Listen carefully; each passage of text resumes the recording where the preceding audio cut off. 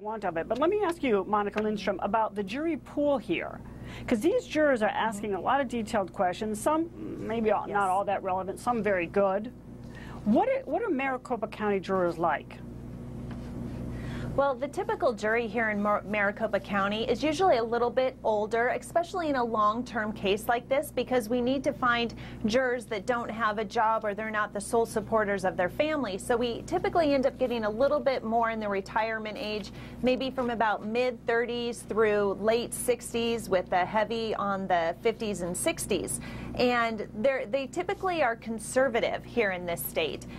These questions I think we're seeing, although we haven't seen tons of questions, the questions we've seen show that they are interested, they're paying attention, and I've also noticed a little bit of what's called that CSI effect. Since everybody out there, watches CSI and these other crime dramas and Law and Order, they're looking at these witnesses and wondering, I saw that on CSI. Did you do this? Why didn't you do this? Well, what about this?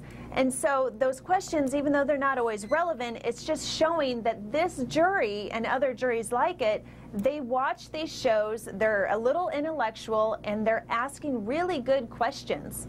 And so I think it's a good sign for both sides that they show an interested jury. No question about it that they're very interested.